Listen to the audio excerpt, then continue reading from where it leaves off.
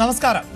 ലൈംഗികാരോപണ കേസിൽ ഒളിവിൽ തുടരുന്ന രാഹുൽ മാങ്കൂട്ടത്തിൽ MLA-യുടെ ജാമ്യാപേക്ഷയിലെ ആരോപണങ്ങൾ തള്ളുന്നതാണ് യുവതിയുടെ മൊഴി.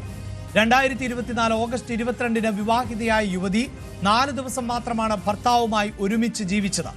1 മാസത്തിനുള്ളിൽ ബന്ധം ഒഴിഞ്ഞു. പിന്നീട് 5 മാസത്തിന് ശേഷമാണ് രാഹുലുമായി പരിചയപ്പെട്ടത് എന്നുമാണ് യുവതി മൊഴി നൽകിയിട്ടുള്ളത്. എന്നാൽ ഭർത്താവുള്ളപ്പോഴാണ് ബന്ധം എന്നാണ് രാഹുലിന്റെ വാദം. യുവതി വിവാഹിതയായിരുന്നുവെന്ന് അറിയാമായിരുന്നതായും ശബ്ദരേഖ തന്റേത് എന്നും രാഹുൽ സമ്മതിക്കുന്നുമുണ്ട്. യുവതി ഗർഭഛിദ്രത്തിന് വിധേയയായി എന്നും അത് നിർബന്ധത്തിന് വഴങ്ങിയല്ല എന്നുമാണ് രാഹുൽ പറയുന്നത്. ഡിജിറ്റൽ രേഖകൾ അടക്കം 9 തെളിവുകൾ രാഹുലും കൈമാറിയതായാണ് വിവരം. മുൻകൂർ ജാമ്യാപേക്ഷ തിരുവനന്തപുരം പ്രിൻസിപ്പൽ സെഷൻസ് കോടതി ബുധനാഴ്ച പരിഗണിക്കും. അതിനിടെ രാഹുൽ മാങ്കൂട്ടത്തിലിനെ ന്യായീകരിച്ചുള്ള കോൺഗ്രസ് മുഖപത്രമായ വീക്ഷണത്തിന്റെ മുഖപ്രസംഗത്തെ VD സതീശനും സണ്ണി ജോസഫും തള്ളിക്കളഞ്ഞു. ചെറുപ്പക്കാർ വളരുന്നതിൽ CPIM-ന് ഭീതി എന്നും ചവിട്ടിയരച്ച് കുലം ഒടുക്കാനാണ് ലക്ഷ്യം എന്നുമാണ് മുഖപ്രസംഗം. CPIM ഗൂഢാലോചനയിലെ അവസാനത്തെ കണ്ണിയാണ് രാഹുലെന്നും പാപം ചെയ്യാത്തവർ കല്ലെറിയട്ടെ എന്നും വീക്ഷണം പറയുന്നു. രാഹുലിന് എതിരെ നടക്കുന്നത് രാഷ്ട്രീയ ഗൂഢാലോചന എന്ന UDF കൺവീനർ അടൂർ പ്രകാശിന്റെ പ്രതികരണത്തിൽ നിന്നും പാർട്ടിക്കുള്ളിലെ ആശയക്കുഴപ്പം വ്യക്തമാണ്. രാഹുലിന് എതിരായ പരാതി സ്വർണ്ണക്കൊള്ള മറയ്ക്കാൻ എന്ന് BJP സംസ്ഥാന അധ്യക്ഷൻ രാജീവ് ചന്ദ്രശേഖർ പ്രതികരിച്ചു. തെരഞ്ഞെടുപ്പിൽ ജനങ്ങളുടെ ശ്രദ്ധ തിരിക്കാനുള്ള CPIM നീക്കമാണ് എന്നുമാണ് BJP ആക്ഷേപിക്കുന്നത്. അതേസമയം രാഹുലിനെതിരെ പരാതി നൽകിയ അതിജീവിതയ്ക്ക് നേരെ കനത്ത സൈബർ ആക്രമണം തുടരുകയാണ്. ഇരയുടേത് എന്ന തരത്തിൽ ചിത്രങ്ങൾ വ്യാപകമായി പ്രചരിപ്പിക്കുകയാണ് രാഹുൽ മാങ്കൂട്ടത്തിൽ അനുകൂലികൾ. പ്രൈം ഡിബേറ്റിലേക്ക് എല്ലാ പ്രേക്ഷകർക്കും സ്വാഗതം.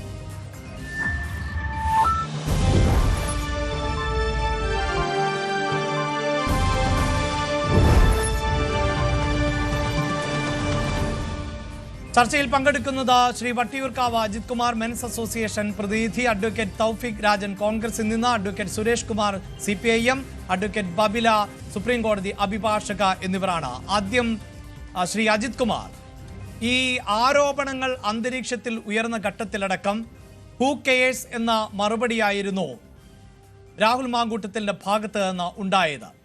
പിന്നീട് മാനുഷികമായ ചില കാര്യങ്ങളൊക്കെ അദ്ദേഹം ഉയർത്തി കാണിച്ചു. എല്ലാവരും മനുഷ്യരല്ലേ എന്ന ചോദ്യമൊക്കെ ചോദിച്ചു. അതിനുശേഷം പിന്നീട് മാധ്യമങ്ങൾക്കടക്കം സ്റ്റഡി ക്ലാസ് എടുക്കുന്ന രീതിയായിരുന്നു രാഹുലിൽ നിന്ന് കാണാൻ സാധിച്ചത്. ഒരു വാർത്ത വന്നപ്പോൾ എന്തിൻ്റെ അടിസ്ഥാനത്തിലാണ് മാധ്യമങ്ങൾ ഇത് നൽകിയത്, തന്നോട് ചോദിച്ചോ എന്ന ചോദ്യം, അങ്ങനെയൊക്കെ. പക്ഷേ മാധ്യമപ്രവർത്തകർ ഈ ആരോപണങ്ങൾ ഉയർന്ന ഘട്ടം മുതൽ രാഹുലിന് പറയാനുള്ളതൊന്നും മറച്ചു വെച്ചിരുന്നില്ല. രാഹുലിന് വേണമെങ്കിൽ ഈ ആരോപണങ്ങളെല്ലാം തെറ്റ് എന്ന് പറഞ്ഞുകൊണ്ട് കോടതിയടക്കം സമീപിക്കാമായിരുന്നു. അതും ചെയ്തില്ല എന്ന് നമ്മൾ കണ്ടതാണ്. ഇപ്പോഴിതാ മാധ്യമങ്ങൾ നൽകിയ റിപ്പോർട്ടുകളടക്കം ശരിയായിരുന്നു എന്ന് രാഹുൽ മാങ്കൂട്ടം സമ്മതിക്കുകയാണ്.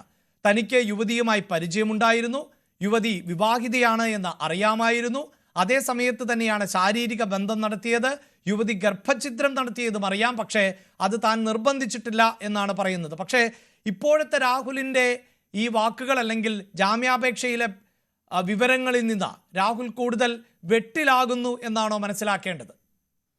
ഞാൻ ആദ്യം നമ്മുടെ സിനിമാ നടൻ ബാലചന്ദ്ര മേനോൻ സാറിൻ്റെ ഒരു സ്റ്റേറ്റ്മെൻറ്റ് ഇന്ന് വന്നിട്ടുണ്ട്, വേറൊരു മാധ്യമത്തിന് കൊടുത്തതാണ്. ഭാരത സ്ത്രീകൾ തൻ പാപശുദ്ധി എന്നൊന്നും ഉണ്ടായിരുന്നു, അതൊക്കെ പണ്ടാണ്. 10 വർഷം ഒരാളോടൊപ്പം കഴിഞ്ഞിട്ട് അടുത്ത വർഷം അയാൾ പീഡിപ്പിച്ചെന്ന് പറഞ്ഞ് കേസ് കൊടുക്കുന്ന കാലമാണിത്. നമ്മൾ മനസ്സിലാക്കേണ്ട ഒരു കാര്യമാണിത്.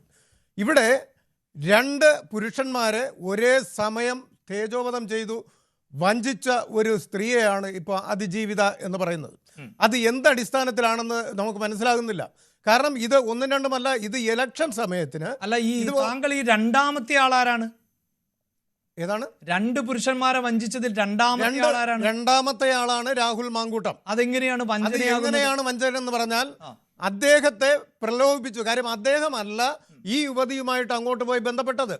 അപ്പോൾ ഫേസ്ബുക്ക് വഴി അങ്ങോട്ട് മെസ്സേജ് അയച്ച് അദ്ദേഹവുമായിട്ട് ഒരു സൗഹൃദ ബന്ധം സ്ഥാപിച്ചു. അത് കഴിഞ്ഞതിന് ശേഷം നിസ്സാര കാലയളവിൽ തന്നെ അദ്ദേഹത്തെ വശീകരിച്ചെടുക്കുവാൻ വേണ്ടി കഴിഞ്ഞു എന്നുള്ളതാണ് നമ്മൾ മനസ്സിലാക്കേണ്ടത്. അതെങ്ങനെയാണ് ഒരു ജനപ്രതിനിധി ഒരു യുവതി വശീകരിച്ചാൽ അങ്ങനെ വശീകരിക്കപ്പെടുന്നത്? എന്താണ് ഈ ജാമ്യാപേക്ഷയിൽ പറയുന്നത് അജിത് കുമാർ? അതായത് വളരെ കൃത്യമായി ഈ യുവതി വിവാഹിതയായിരുന്നു എന്ന കാര്യം തനിക്കറിയാമായിരുന്നു എന്ന് പറയുന്നു. വിവാഹിതയായ സമയത്ത് തന്നെയാണ് താനുമായി അടുപ്പം പുലർത്തിയത് എന്ന് പറയുന്നു. താങ്കൾ പറഞ്ഞത് തന്നെയാകട്ടെ ന്യായം, അതായത് യുവതി ഇനിയിപ്പോൾ ആകർഷിച്ചതാണ് എന്നും കരുതുക. അപ്പോഴും രാഹുൽ മാങ്കൂട്ടം സമ്മതിക്കുന്നുണ്ടല്ലോ ആ സ്ത്രീ വിവാഹിതയാണ് എന്നത് അദ്ദേഹത്തിന് അറിയാം. നിയമപരമായ കാര്യങ്ങളിൽ ഒരു പരിജ്ഞാനവും ഇല്ലാത്ത ഒരാൾ ആണ് രാഹുൽ മാങ്കൂട്ടത്തിൽ എന്നാണോ താങ്കൾ പറയുന്നത്? കുറഞ്ഞ പക്ഷം ഒരു ജനപ്രതിനിധിയായ ആളിന് ബോധ്യമുണ്ടാകേണ്ടേ? അതായത് ഭർത്താവുമായി അകലുന്നതിനുള്ള കാര്യങ്ങൾ എന്തുമാകട്ടെ, അവിടെ ഭർത്താവ് നിലനിൽക്കുമ്പോൾ ഇത്തരത്തിലൊരു ബന്ധം തുടരുന്നത് ശരിയല്ല എന്ന ബോധ്യം ഉണ്ടാകേണ്ടത് ഒരു ജനപ്രതിനിധിയായ രാഹുൽ മാങ്കൂട്ടത്തിനല്ലേ? രാഹുൽ മാങ്കൂട്ടത്തിന് ഉണ്ടാവേണ്ടതുപോലെ തന്നെ ആ യുവതിക്കും ഉണ്ടാകേണ്ടതല്ലേ? ഏറ്റവും കൂടുതൽ ഞാൻ വിവാഹം കഴിഞ്ഞിരിക്കുകയാണ്, എനിക്കൊരു ഭർത്താവുണ്ട്, ഡിവോഴ്സ് ആയിട്ടില്ല എന്നുള്ള കാര്യങ്ങളൊക്കെ മറച്ചുകൊണ്ടോ അല്ലെങ്കിൽ പുള്ളിക്കാരൻ അറിഞ്ഞു എന്ന് രാഹുൽ മാങ്കൂട്ടം അറിഞ്ഞു എന്ന് തന്നെ വിചാരിക്കട്ടെ. ആ നിലനിൽക്കുന്ന സമയത്ത് ഒരു യുവാവിന് MLA അദ്ദേഹം MLA ആവുന്നതിന് മുൻപേ ആണെന്നാണ് എനിക്ക് തോന്നുന്നത് ഇതിൽ തമ്മിലുള്ള അതായത് നിലമ്പൂരിലെ തെരഞ്ഞെടുപ്പുമായി ബന്ധപ്പെട്ട സമയത്തടക്കം ബന്ധം പുലർത്തുന്നു. അത് മാത്രവുമല്ല, ഈ യുവതിയുടെ മൊഴി അനുസരിച്ച് പീഡിപ്പിച്ചു എന്ന് പറയുന്ന ഒരു ഘട്ടം, അതാകട്ടെ രാഹുൽ മാങ്കൂട്ടം നിയമസഭയിൽ വന്ന് നിയമസഭാ സമ്മേളനത്തിൽ പങ്കെടുത്ത ദിവസമാണ്. അത് മനസ്സിലാക്കുന്നിടത്തോളം രാഹുൽ മാങ്കൂട്ടം തന്നെ ആശാവർക്കർമാരുമായി ബന്ധപ്പെട്ട വിഷയത്തിൽ അടിയന്തര പ്രമേയം സഭയിൽ അവതരിപ്പിച്ച ദിവസം അന്നും ഈ പറയുന്നത് പോലെയുള്ള ശാരീരിക ബന്ധം നടന്നു എന്നാണ് യുവതി പറയുന്നത്. ഞാൻ ചോദിക്കട്ടെ, ഇത്രയും നാണവും മാനവും ഇല്ലാത്ത സ്ത്രീകളാണോ ഈ കേരളത്തിൽ ജീവിക്കുന്നതെന്നാണ് എനിക്ക് ചോദിക്കാനുള്ളത്. ആരാണ് ഒരു സ്ത്രീയുടെ മാനവും നിശ്ചയിക്കുന്നത്? ഏറ്റവും കൂടുതൽ മാന്യമായിട്ട് ജീവിക്കുന്ന ഞാൻ പറഞ്ഞോട്ടെ, മാന്യമായിട്ട് ജീവിക്കുന്ന സ്ത്രീകൾക്കും കൂടി അപമാനമാണ് ഇങ്ങനെയുള്ള സ്ത്രീകൾ. കാരണമെന്ന് പറഞ്ഞാൽ സ്വന്തം ശരീരത്തിന് ഒരു വിലയും കൽപ്പിക്കാതെ ആരുടെയെങ്കിലും കൂടെയൊക്കെ ഒരു ബന്ധവുമില്ലാത്ത ആൾക്കാരുമായിട്ട് സൗഹൃദം കൂടി കിടപ്പറ പങ്കിട്ടിട്ട് അങ്ങനെ അത് കഴിഞ്ഞ് ഇന്ത്യൻ ഭരണഘടനയിലെ ഏത് നിയമമാണ് ഒരു സ്ത്രീക്ക് പലരുമായി ശാരീരിക ബന്ധം പാടില്ല എന്ന് അനുശാസിക്കുന്നത്? അങ്ങനെയാണെങ്കിൽ അത് ആ നിയമത്തിന്റെ പരിരക്ഷ രാഹുൽ മാങ്കൂട്ടത്തിനും ഉണ്ടാവണം. തീർച്ചയായും രാഹുൽ മാങ്കൂട്ടമാകട്ടെ ഒരു പുരുഷനും സ്ത്രീയും തമ്മിൽ ബന്ധപ്പെടുമ്പോൾ അതിന് പരസ്പരമായ ഉഭയകക്ഷി സമ്മതം വേണം. അതാണ് ഉണ്ടായിരുന്നത്. അതില്ല എന്ന് യുവതി ഇപ്പോൾ പറയുമ്പോൾ അതാണ് പ്രധാനപ്പെട്ടതായി ഞാൻ ചോദിക്കട്ടെ, ഒരു പെൺകുട്ടിയെ എത്ര പ്രാവശ്യം പീഡിപ്പിക്കാൻ പറ്റും? എത്ര പ്രാവശ്യം താങ്കൾ പറഞ്ഞ ഒരു പ്രാവശ്യമേ പറ്റത്തുള്ളൂ. ഈ സ്ത്രീയും ഒരു സ്ത്രീയുടെ മാനം എന്നത് അല്ലെങ്കിൽ സ്ത്രീകൾക്ക് അപമാനമാണ്. അത് പല പുരുഷന്മാരോടൊപ്പം കഴിഞ്ഞു അല്ലെങ്കിൽ പല പുരുഷന്മാരോട് സൗഹൃദം പുലർത്തുക, ഇതാരാണ് നിശ്ചയിക്കുന്നത്? നമ്മുടെ സംസ്കാരം അതാണോ? നമ്മൾ വിവാഹം കഴിഞ്ഞ പുരുഷനുമായിട്ടാണ് ലൈംഗിക ബന്ധത്തിൽ ഏർപ്പെടേണ്ടത്. അതിൽ നിന്നാണ് കുട്ടി ഉണ്ടാവേണ്ടത്. അല്ലാതെ അന്യപുരുഷനുമായിട്ട് അവരുടെ ഫാമിലിയിൽ എന്തെങ്കിലും പ്രശ്നം ഉണ്ടായിരുന്നിരിക്കട്ടെ, അല്ലെങ്കിൽ ഇല്ലെങ്കിൽ പോലും ഭർത്താക്കന്മാർക്കെതിരെ ആരോപണങ്ങൾ പടച്ചുവിടുന്ന ഒരു കാലഘട്ടമാണ്. വെറുതെ പറയുകയാണ്. കാരണം മറ്റുള്ള പുരുഷന്റെ സ്നേഹം പിടിച്ചു പറ്റുവാൻ വേണ്ടിയിട്ട്. പ്രത്യേകം രാഹുൽ മാങ്കൂട്ടം വേറൊരു വിവാഹം കഴിച്ചിട്ടില്ല. വിവാഹം കഴിക്കാത്ത ഒരു വ്യക്തി ആ ബന്ധത്തിൽ വേറെ എന്തൊക്കെ ഉണ്ടെന്നുള്ള ഒരു ധാരണ ഉണ്ടാവും. അത് നമുക്കൊക്കെ ഉണ്ടായിരുന്നു. വിവാഹം കഴിക്കുന്നതിന് സ്വാഭാവികമായിട്ട് ഏതൊരു പുരുഷനും ഉണ്ടാകുന്ന ഒരു എന്താ പറയുക, ഒരു പെണ്ണിന്റെ ശരീരത്തോടുള്ള കൂടുതൽ അമിതമായിട്ടുള്ള ഒരു ആകാംക്ഷ അത് ഉണ്ടാവുന്നതാണ്. സ്വാഭാവികമല്ല. ഞാൻ ചോദിച്ചത്, താങ്കൾ പറയുന്ന ഈ പുരുഷനും സ്ത്രീക്ക് മാത്രമാണോ മാന്യതയുള്ളൂ? സ്ത്രീക്ക് മാത്രമാണോ ഇതൊക്കെ ബാധകം? തന്നെയാണ് എനിക്ക് മറ്റൊരു അല്ല അജിത് കുമാർ, താങ്കൾ പറയുന്നത് പോലെ ഏതെങ്കിലും ഒരു സ്ത്രീ ചിരിച്ചു കാണിച്ചാലോ മെസ്സേജ് അയച്ചാലോ വശീകരിച്ചാലോ അതിന് പിന്നാലെ പോയാൽ അപ്പോൾ പുരുഷൻ ഈ മാന്യതയൊന്നും ബാധകമല്ലേ? പുരുഷനാണെന്ന് മാന്യതയുള്ള സ്ത്രീക്ക് മാന്യത ഇല്ലാത്തത് കൊണ്ടാണ് ഒരു ഭർത്താവ് കൂടെ ഉണ്ടായിരിക്കുമ്പോൾ വേറൊരു അന്യപുരുഷനുമായിട്ട് അയാൾക്ക് മെസ്സേജ് അയച്ച് അയാളുമായിട്ട് സൗഹൃദം കൂടാൻ പോകുന്നത് മാന്യത ഇല്ലായ്മയാണ്. അപ്പോൾ ഈ ഭർത്താവുള്ള കാര്യം അറിയാവുന്ന രാഹുൽ മാങ്കൂട്ടം ആ മാന്യത എന്തുകൊണ്ട് കാണിച്ചില്ല? അവിടെ എന്ത് പറഞ്ഞു എന്ന് നമ്മൾ നോക്കണം. ഏത് രീതിയിലാണ് അദ്ദേഹത്തെ വശീകരിച്ചെടുത്തത് അത് അദ്ദേഹം ഇതേവരെ പുറത്ത് പറഞ്ഞിട്ടില്ല. എങ്ങനെയാണ് താങ്കൾ വശീകരിച്ചു എന്ന് പറയുന്നത്? തിരിച്ച് താങ്കൾ തന്നെ പറയുന്നു ഏത് രീതിയിലാണ് വശീകരിച്ചത് എന്ന് രാഹുൽ മാങ്കൂട്ടം പറയുന്നില്ല. പിന്നെ താങ്കൾ പറയുന്നു വശീകരിച്ചതാണ്. അല്ലാതെ സംഭവിക്കില്ലല്ലോ. വശീകരിക്കാതെ ഒരു കാരണവശാലും അദ്ദേഹം വിളിക്കുന്നിടത്തോ അല്ലെങ്കിൽ ഈ പെൺകുട്ടി വിളിച്ചെടുത്തോ അത് തിരിച്ചാകാൻ പാടില്ല എന്നുണ്ട്. ഏത് രീതിയിലായിക്കോട്ടെ. അതാണ് ചോദിച്ചത്. രാഹുൽ മാങ്കൂട്ടം തിരിച്ച് വിവാഹ വാഗ്ദാനം അടക്കം നൽകിയിരുന്നോ എന്ന് നമ്മൾ എങ്ങനെ അറിയും? എന്താണ് ഈ പറയുന്നത്? വിവാഹ വാഗ്ദാനം നൽകിയു? ഓൾറെഡി വിവാഹിതയായിട്ടുള്ള ഒരു പെൺകുട്ടിയെ എവിടെ എങ്ങനെ വിവാഹ വാഗ്ദാനം നൽകി പീഡിപ്പിക്കാൻ പറ്റും? അത് വെറും എന്താ പറയുക, ഈ പ്രായപൂർത്തിയാവാത്ത കുട്ടിയാണോ ഇത്? എന്താ പറയുക, ഒരു തിരിച്ചറിവും ഇല്ലാത്തൊരു പെൺകുട്ടിയാണോ? അങ്ങനെയാണെങ്കിൽ നമുക്ക് സമ്മതിക്കാം. സ്കൂൾ കാലഘട്ടത്തിലൊക്കെ ഉണ്ടാകുന്ന ചില കുട്ടികളെ സ്വാഭാവികമായിട്ട് നമുക്ക് പ്രലോഭിപ്പിച്ചെന്നൊക്കെ പറയാം. ഇവിടെ എന്താ പറയുക, ഒരു മാധ്യമ പ്രവർത്തകയാണ്, അത് പറയുന്ന കാര്യം തന്നെ എനിക്ക് ബുദ്ധിമുട്ടുള്ള കാര്യമാണ്. അപ്പോൾ അത്രയും അറിവുള്ള ഒരു വ്യക്തി ഇങ്ങനെ ഒരു പുരുഷനുമായിട്ട് ശാരീരിക ബന്ധത്തിൽ പല പ്രാവശ്യം ബന്ധപ്പെട്ടതിന് ശേഷം അയാൾ പീഡിപ്പിച്ചു എന്ന് പൊതുസമൂഹത്തോട് പറയുക എന്ന് പറഞ്ഞാൽ അത് നമ്മുടെ സാധാരണ സ്ത്രീകൾക്ക് തന്നെ അപമാനമല്ലേ? അതാണ് ഞാൻ താങ്കളോട് ആവർത്തിച്ച് ചോദിക്കുന്നത്. താങ്കൾ പറയുന്നു, അതായത് ഈ സ്ത്രീയാണ് വശീകരിച്ചത് എന്ന് പറയുന്നു. ഇത് തിരിച്ചു പാടില്ല എന്ന് താങ്കൾ എന്താണ് ഉറപ്പിച്ച് പറയാൻ കാരണം? കാരണം ഒരു ജനപ്രതിനിധിയാണ്, പലതരത്തിലുള്ള സ്വാധീനങ്ങൾ ചെലുത്താം, സമ്മർദ്ദം ചെലുത്താം. ഭർത്താവുമായുള്ള ബന്ധം വേർപിരിഞ്ഞിട്ടില്ല എന്ന് പറയുമ്പോൾ പോലും ഭർത്താവ് ശരിയായ ദിശയിലാണ് ആ പെൺകുട്ടിയെ നോക്കിയത് എന്നൊന്നും എനിക്കറിയില്ല. എൻ്റെ അറിവിൽ അങ്ങനെ സംസാരിക്കാൻ സാധിക്കില്ല. ഒരു ഭാര്യയും ഭർത്താവുമാകുമ്പോൾ പല പ്രശ്നങ്ങളും ഉണ്ടാകാം, അവർ തമ്മിൽ അകൽച്ചയുണ്ടാകാം.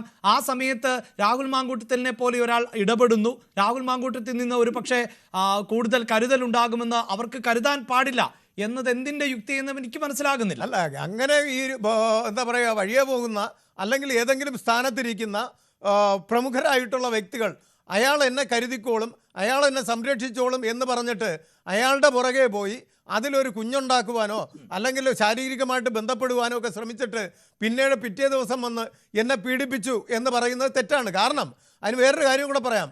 ഒരു പെണ്ണിന് നോ പറയാൻ പറ്റും, അതിൻ്റെ ഉള്ള അധികാരമുണ്ടെങ്കിൽ ഒരാണിനും നോ പറയുവാനുള്ള അധികാരമുണ്ട്. കാരണം കൂടുതൽ അടുത്ത് ഇടപഴകുമ്പോഴേ ഈ സ്ത്രീയുമായിട്ട് ഇനി മുന്നോട്ട് പോകാൻ പറ്റില്ല എന്നും കുടുംബജീവിതം നയിക്കുവാൻ പറ്റില്ല എന്നും. കാരണം ഇപ്പൊ രാഹുൽ മാങ്കൂട്ടമാണ് കുഞ്ഞിനെ വേണം എന്നാണല്ലോ പറഞ്ഞു എന്ന് പറയുന്നത്. സ്വാഭാവികമായിട്ട് പുരുഷന്മാരുടെ സ്വഭാവം എന്താണെന്ന് നമുക്ക് എല്ലാവർക്കും അറിയാം. അവർ കാര്യം കാണുകയും പോവുകയും ചെയ്യും, അതാണ് സത്യം.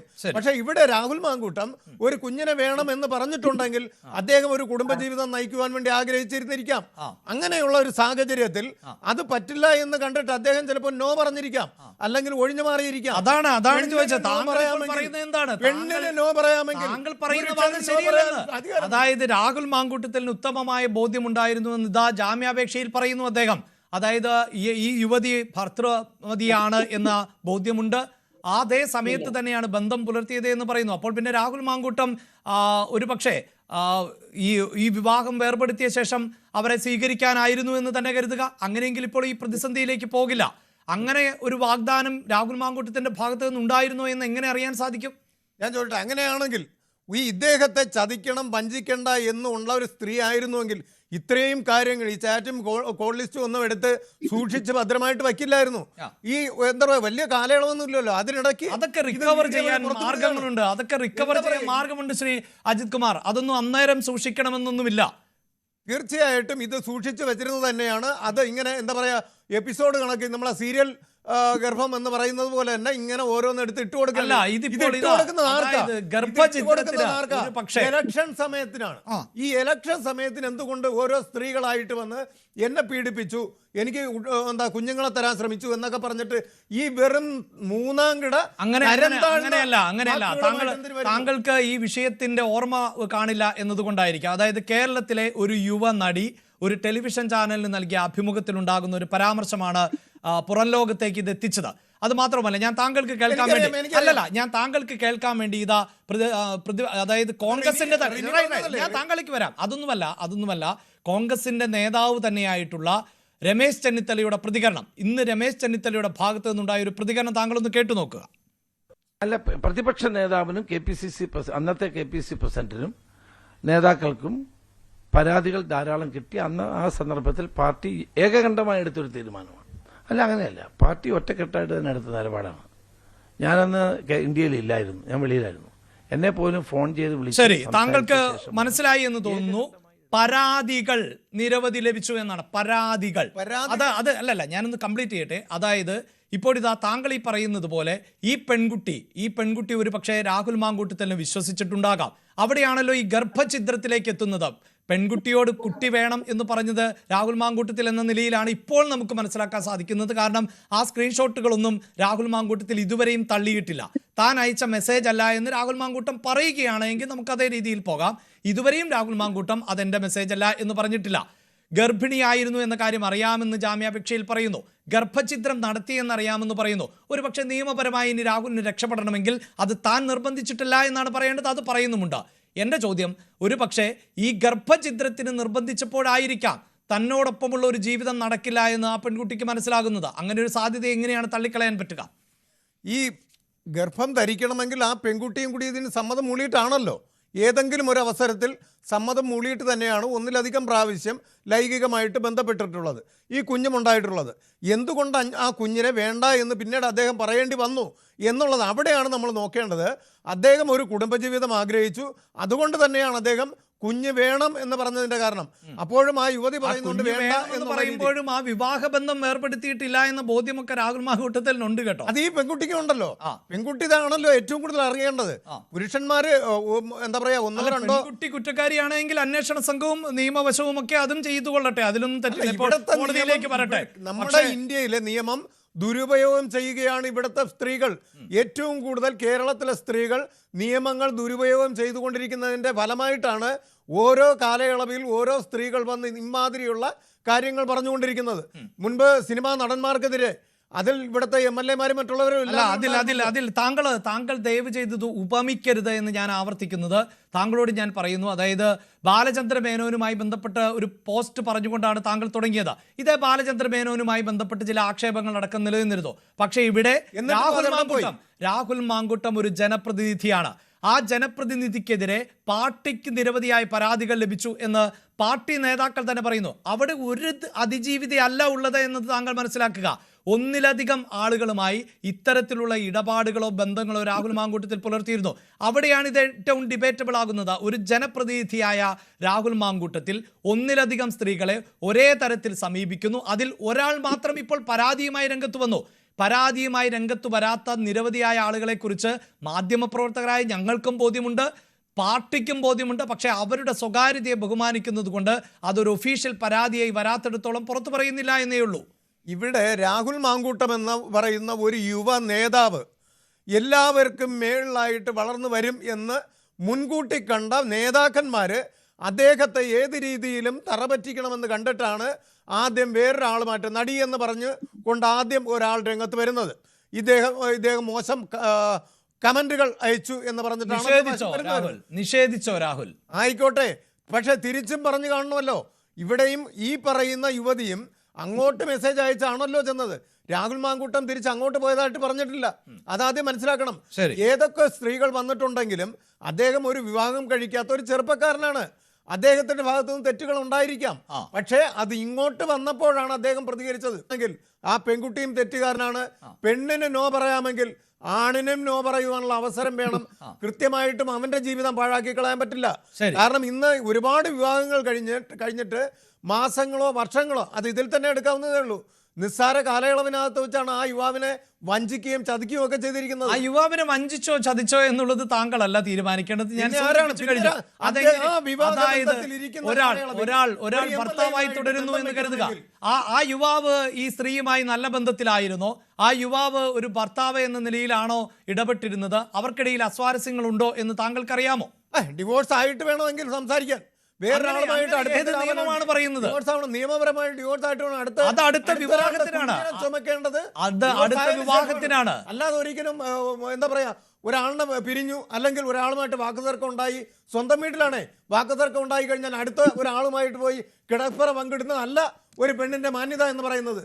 എപ്പോഴും പെണ്ണ് ഒരു മാന്യത കീപ്പ് ചെയ്യണം. അത് ആണിന് ബാധകമല്ല. ആണിനും ബാധകമാണ്. അപ്പോൾ പിന്നെ എന്തിനാണ്? അപ്പോൾ പിന്നെ താങ്കൾ എന്തടിസ്ഥാനത്തിലാണ് ആണിനെ കുറ്റക്കാരനാക്കുന്നുവെങ്കിൽ ഇവിടെ അതായത് കുറ്റം ആൺ ചെയ്താൽ ആണും കുറ്റക്കാരൻ തന്നെയാണ്. താങ്കൾ ഇവിടെ രാഹുൽ ഒരു കുറ്റവും ചെയ്തിട്ടില്ല, രാഹുൽ ആർക്കും മെസ്സേജ് അയച്ചിട്ടില്ല. ഇങ്ങോട്ട് വരുന്ന മെസ്സേജ് രാഹുൽ പരിചയപ്പെട്ട ആളുകൾക്ക് അങ്ങോട്ടേക്ക് മെസ്സേജ് അയച്ചതിന്റെ കൃത്യമായ വിവരങ്ങൾ അറിയാം. അത് അറിഞ്ഞുകൊണ്ട് തന്നെയാണ് ഈ ചർച്ചയുടെ ഭാഗമായി ഞാൻ താങ്കളോട് ചോദിക്കുന്നത്. പക്ഷെ ഞാൻ ആവർത്തിച്ച് പറയുന്നു, അത് പൊതു സമൂഹത്തിലോ നിയമവ്യവസ്ഥയ്ക്കോ മുന്നിൽ വന്നുകൊണ്ട് ഒരു സ്ത്രീ പറയാത്തിടത്തോളം ആ സ്ത്രീകളുടെ ഐഡന്റിറ്റി താങ്കളുമായി വെളിപ്പെടുത്താനോ ഈ ചാനലിലൂടെ വെളിപ്പെടുത്താനോ ഞങ്ങൾക്ക് സാധിക്കില്ല. പക്ഷെ വളരെ കൃത്യമായി രാഹുൽ അങ്ങോട്ടേക്ക് സമീപിച്ച ഒന്നിലധികം തെളിവുകളുണ്ട്. അത് തന്നെയാണ്. ഇതേവരെ വന്നിട്ടില്ലല്ലോ. അദ്ദേഹം അങ്ങോട്ടാണ് ആദ്യം പോയിട്ടുണ്ടെന്നുള്ളൊരു കേസിട്ട് ഇവിടെ വന്നിട്ടില്ലല്ലോ. ഇവിടെ ഈ പെൺകുട്ടിയുടെ കാര്യം നമ്മൾ സംസാരിക്കുമ്പോൾ ഈ പെൺകുട്ടി അങ്ങോട്ടാണ് മെസ്സേജ് അയക്കുകയും അദ്ദേഹവുമായിട്ട് ഈ പെൺകുട്ടിയുടെ വിഷയത്തിൽ മാത്രം നിന്നുകൊണ്ടല്ല പോകേണ്ടത്. രാഹുൽ മാങ്കൂട്ടവുമായി ബന്ധപ്പെട്ട ഒരു ജനപ്രതിനിധി എന്ന നിലയിലാണ് ഈ വിഷയം മെറിറ്റാകുന്നത്. ഏതെങ്കിലും വഴിയിൽ കാണുന്ന ഒരു പുരുഷനോ ഒരു സ്ത്രീയോ തമ്മിലുള്ള വിഷയമാണെങ്കിൽ ഇതൊന്നും വലിയ ചർച്ചയ്ക്ക് വരുന്ന ഒന്നല്ല. ഇതൊരു ജനപ്രതിനിധിയാണ്. ജനങ്ങൾക്ക് മുന്നിൽ എന്നെ വിജയിപ്പിക്കണമെന്ന് ആവശ്യപ്പെട്ടുകൊണ്ട് തെരഞ്ഞെടുപ്പിൽ മത്സരിച്ച ആളാണ്. എനിക്ക് ജനങ്ങൾക്ക് വേണ്ടി സേവനം നൽകാൻ അവസരം നൽകണമെന്ന് ഇങ്ങോട്ടേക്ക് ആവശ്യപ്പെടുന്നതാണ്. പാലക്കാട്ടെ ജനങ്ങൾ രാഹുലെ താങ്കൾ മത്സരിക്കണം കേട്ടോ എന്നൊന്നും പറഞ്ഞിട്ടല്ല. ഈ സേവനം എന്ന് പറയുന്നത് നീതിയുക്തമാകണം. അതാണ് അദ്ദേഹം സത്യപ്രതിജ്ഞ ചെയ്യുന്നത്. നിഷ്പക്ഷമായിരിക്കും, ഏതെങ്കിലും തരത്തിൽ സ്വാധീനങ്ങൾക്ക് വഴങ്ങില്ല. അത് സ്ത്രീക്ക് മുന്നിലാണ് എങ്കിലും അവിടെയാണ് അജിത് കുമാർ ഈ വിഷയം ചർച്ച ചെയ്യപ്പെടേണ്ടത്. ഞാൻ താങ്കളിലേക്ക് വരാം. അഡ്വക്കേറ്റ് ബബില, ഇവിടെ ഇനി നടക്കാൻ പോകുന്നത് നിയമപരമായൊരു പോരാട്ടമാണ്. അവിടെ ഈ വകുപ്പുകൾ എനിക്കറിയില്ല. കാരണം ബലാത്സംഗം പോലെയുള്ള വകുപ്പുകൾ, അതായത് അജിത് കുമാർ തന്നെ ചോദിക്കുന്ന ഒന്നുണ്ട്, ഒരു സ്ത്രീയെ എത്ര തവണ ബലാത്സംഗം ചെയ്യാൻ സാധിക്കുമെന്ന്. അതുമാത്രവുമല്ല, ഈ FIR പകർപ്പ് ഞാൻ കാണുമ്പോൾ എനിക്ക് തോന്നുന്നു ഈ പെൺകുട്ടിയുടെ ഫ്ളാറ്റിലടക്കം വന്നിട്ടുള്ള ഒരു പീഡനം എന്ന നിലയിൽ ആണ് എനിക്ക് മനസ്സിലാക്കാൻ സാധിച്ചിട്ടുള്ളത്. അതിനെ കോടതി മുഖവിലക്കെടുക്കുമോ എന്ന സംശയമുണ്ട്. ഗർഭഛിദ്രം എന്നത് നടന്നു എന്നത് രാഹുൽ മാങ്കൂട്ടത്തിൽ സമ്മതിക്കുന്നുണ്ട്. അതിന് നിർബന്ധിച്ചു എന്നാണ് മൊഴി. ഇത്തരം കാര്യങ്ങൾ പരിശോധിക്കുമ്പോൾ ഈ വകുപ്പുകൾക്കപ്പുറത്ത് ഒരുപക്ഷെ വഞ്ചന പോലെയുള്ള വകുപ്പുകൾ ഇതിൽ കാണുന്നില്ല. ഞാൻ അത് ഉൾപ്പെടുത്താത്തതാണോ എന്നറിയില്ല. ഞാൻ നേരത്തെ സൂചിപ്പിച്ചതുപോലെ ഒരാണും പെണ്ണും തമ്മിലുള്ള സൗഹൃദം, അവർ വിവാഹം കഴിക്കാൻ ചിലപ്പോൾ തീരുമാനിച്ചേക്കാം, ഒരുമിച്ച് ജീവിക്കാൻ തീരുമാനിച്ചേക്കാം. അതിൽ നിന്ന് പിന്മാറിയതാണോ എന്നതിലൊന്നും വ്യക്തതയില്ല. എന്താണ് താങ്കൾക്ക് മനസ്സിലാക്കാൻ സാധിക്കുന്നത്? ബുധനാഴ്ച ജാമ്യ ഹർജി കോടതിയിലേക്ക് എത്തുകയാണ്. എനിക്ക് മനസ്സിലാക്കാൻ പറ്റുന്നത് വിശ്വാസവഞ്ചന 315 BNS ഉണ്ട് കേട്ടോ FIR-ല്. FIR വളരെ 64 BNS എന്ന് പറയുന്ന ആ സെക്ഷൻ മുഴുവനായിട്ടും എടുത്തിട്ട് വളരെ ആസൂത്രണ രീതിയിലൊക്കെ FIR ഇട്ടിട്ട് നല്ല സൂപ്പറാക്കി വെച്ചിട്ടുണ്ട്. റേപ്പ് ഉണ്ട്, നിരന്തരം റേപ്പ് ഉണ്ട്, റേപ്പ് വിത്ത് ഹേർട്ട് ഉണ്ട്. അധികാരം ഉപയോഗിച്ച് തുടർന്നിട്ടുള്ള ഒരു സ്ത്രീനെ പീഡിപ്പിച്ചാൽ എങ്ങനെ ഇരിക്കും, അങ്ങനെയുള്ള റേപ്പിന്റെ ഒരു അല്ല, ഇത് ഏതാണ്ട് ഈ ആരോപണം ഉയർന്നു 3 മാസത്തിന് ശേഷമാണ് യുവതി പരാതി നൽകുന്നത്. എന്തുകൊണ്ടാണ് പരാതി വൈകിയത് എന്ന ചോദ്യമൊക്കെ പലതരത്തിൽ നിന്നും ഉയർന്നു വരുന്നുണ്ട്. നമ്മളെല്ലാവരും അരിയാഹാരം കഴിക്കുന്നവരാണ്. അതുകൊണ്ട് ഞങ്ങളും അതൊന്നും മറച്ചു വെച്ചിട്ടൊന്നുമല്ല ഈ ചർച്ച മുന്നോട്ട് കൊണ്ടുപോകുന്നത്. ഈ 3 മാസത്തിനിടയിൽ ഒരു പക്ഷേ യുവതി നിയമസഹായം തേടിയിട്ടുണ്ടാകാം, യുവതി ആരെങ്കിലും നിയമപരമായി സഹായിച്ചിട്ടുണ്ടാകാം. ഒരു പരാതി രജിസ്റ്റർ ചെയ്യുമ്പോൾ എങ്ങനെയാണ് പരാതി കൊടുക്കേണ്ടത്, എന്തൊക്കെ വകുപ്പുകൾ അതിൽ ഉൾപ്പെടുത്തണം എന്ന നിർദ്ദേശമൊക്കെ ലഭിച്ചിട്ടുണ്ടാകാം. വളരെ നല്ലവണ്ണം തന്നെ പ്രിപ്പയർഡ് ആണ്. റേപ്പ്, നിരന്തരം റേപ്പ്, റേപ്പ് വിത്ത് ഹേർട്ട്, അങ്ങനെ അതൊക്കെ ഡിഫൈൻഡ് ആവുന്ന ഒരു നല്ല കേസ് ആയിട്ട് തന്നെ അത് വരാൻ വേണ്ടി ചാൻസ് ഉണ്ട്. അതുപോലെ വിശ്വാസവഞ്ചന ഉണ്ട്, 89 68 IT ആക്ട് വന്നിട്ടുണ്ട്. അതുപോലെ ഇത്രയും നല്ലൊരു എന്താ പറയാ FIR നല്ലവണ്ണം നല്ല രീതിയിൽ തന്നെ പ്രിപ്പയർഡ് ആക്കിയിട്ടുണ്ട്. ഇതിലിപ്പോ എനിക്ക് പറയാനുള്ള റേപ്പിന്റെ വരുന്ന സമയത്ത് വിത്ത് കൺസെന്റ് എന്താ, ലോങ് റിലേഷൻഷിപ്പ് ഉണ്ട് എന്നാ മനസ്സിലാക്കുന്നത്. പല തവണ ഇവര് രണ്ടുപേരും നല്ല ബന്ധത്തിലായിരുന്നപ്പോ പലതവണ കൺസെന്റോട് കൂടിയിട്ട് തന്നെ ഇവർ അങ്ങോട്ട് പോയിട്ട് ഈ രാഹുൽ മാങ്കൂട്ടത്തിന്റെ അടുത്തേക്ക് പോയിട്ട് കയറി ചെന്നിട്ടുണ്ട്. അതായത് അവരുള്ള സ്ഥലത്തേക്ക് കയറി ചെന്നിട്ടുണ്ട് എന്നുള്ളതാണ്. അങ്ങനെ കയറി ചെന്ന് കഴിഞ്ഞാൽ കയറി പിടിക്കാവോ എന്നുള്ളതിനാണ് വിത്ത് കൺസെന്റ് എന്ന് പറഞ്ഞ് സുപ്രീം കോർട്ട് തന്നെ വിത്ത് കൺസെന്റ് ഓർ വിത്തൗട്ട് കൺസെന്റ് നല്ല രീതിയിൽ തന്നെ ഡിഫൈൻ ചെയ്തിട്ടുണ്ട് പല കേസിലും.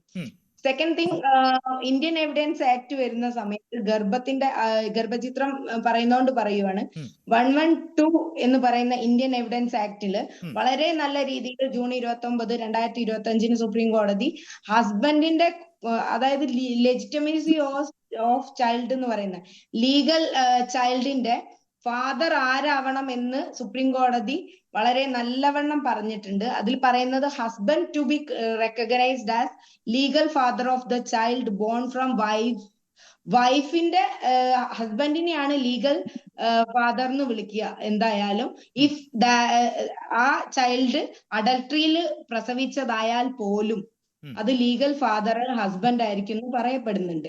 അങ്ങനെയാണ് ഇവിടെ 112 സെക്ഷൻ നിലനിൽക്കുമായിരിക്കും.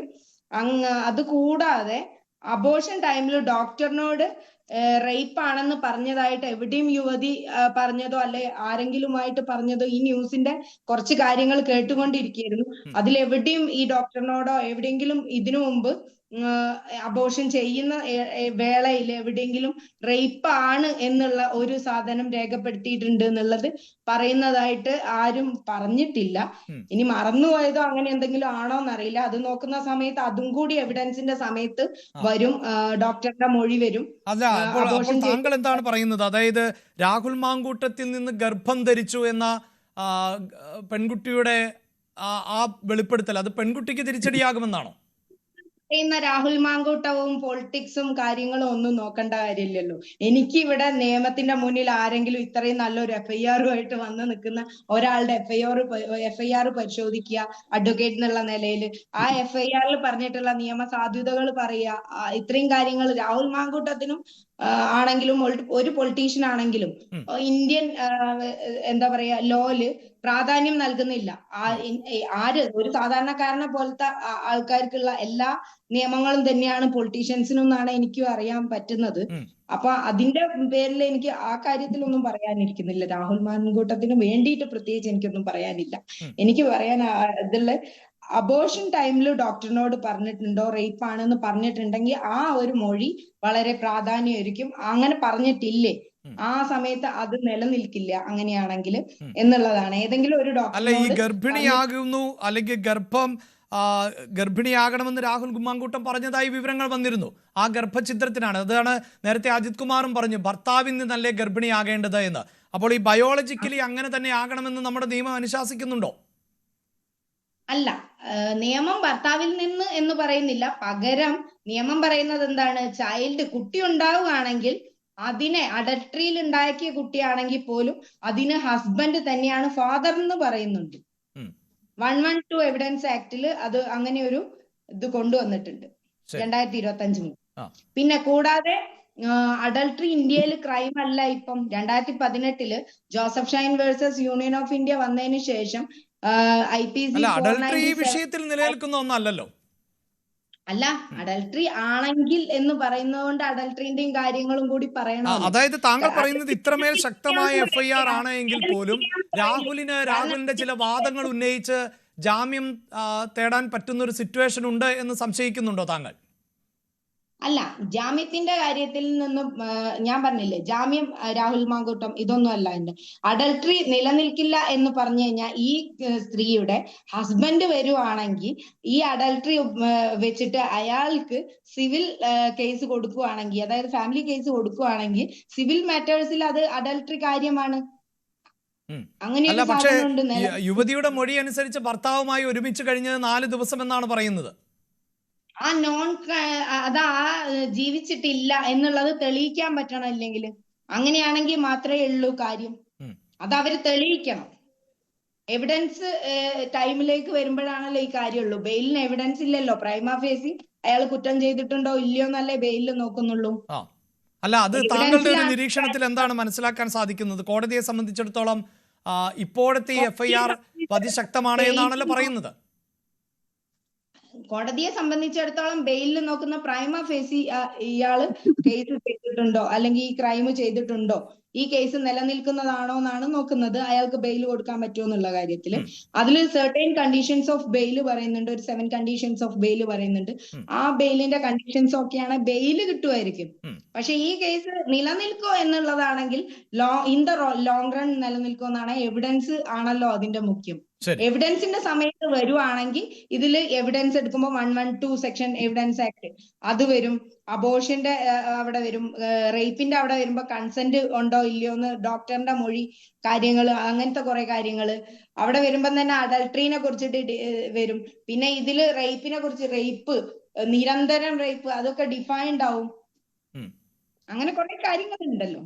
ശരി, അതാണ്. അതായത് ജാമ്യത്തിനുള്ള സാധ്യത നമുക്ക് തള്ളിക്കളയാൻ പറ്റില്ല. പക്ഷെ കേസ് സുദീർഘമായി മുന്നോട്ട് പോകുമ്പോൾ ഒട്ടേറെ കാര്യങ്ങൾ അന്വേഷിച്ച് കണ്ടെത്തേണ്ടതായി വരും എന്നാണ് താങ്കൾ പറഞ്ഞതിലൂടെ മനസ്സിലാക്കാൻ സാധിക്കുന്നത്.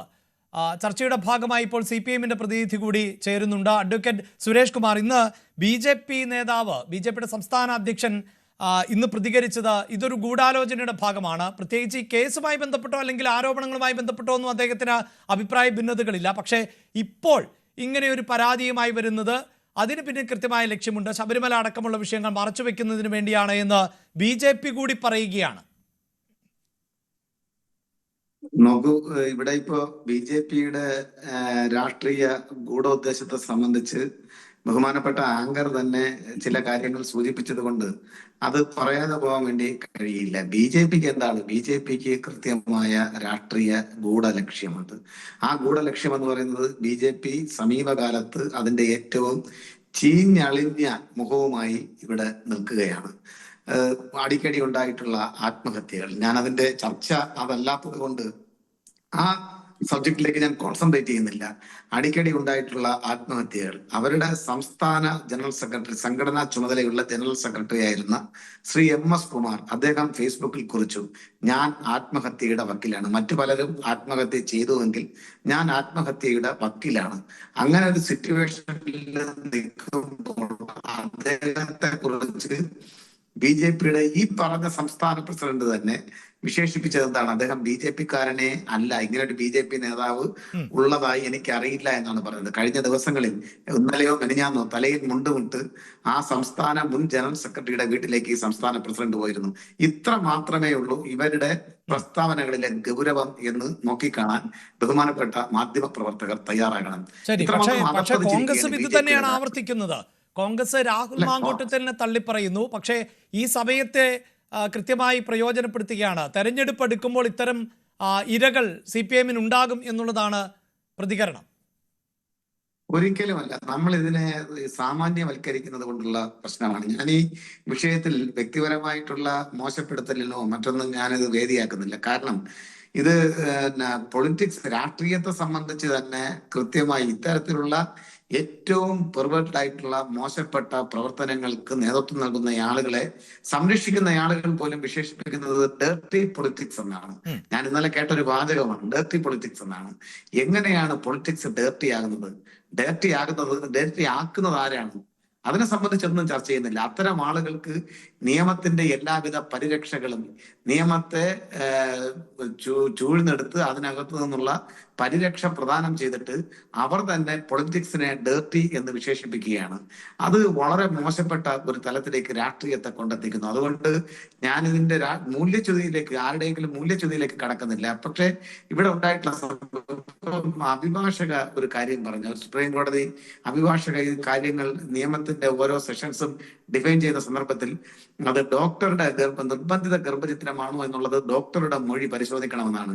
അതെനിക്ക് തോന്നുന്നു ആ അഭിഭാഷക ഈ കേസിന്റെ നാൾ വഴിയെ സംബന്ധിച്ച് കൃത്യമായി മനസ്സിലാക്കുന്നതിൽ ഒരു പിശക് പറ്റിയതാണ് ഞാൻ മനസ്സിലാക്കുന്നത്. കാരണം വെച്ചാല് ഇതിനകത്ത് ഡോക്ടർ ഇല്ല, ബഹുമാനപ്പെട്ട അഭിഭാഷക. അല്ല, അത് അഡ്വക്കേറ്റ് സുരേഷ് കുമാർ, ഞാനും അവർ പറഞ്ഞത് ശ്രദ്ധിച്ചിരുന്നു. എനിക്ക് മനസ്സിലാക്കാൻ പറ്റിയത് താങ്കൾ പറഞ്ഞതുപോലെ ഈ രാഹുൽ മാങ്കൂട്ടത്തിന്റെ സുഹൃത്ത് നൽകിയ ഗുളിക ഉപയോഗിച്ചു എന്നതല്ലേ?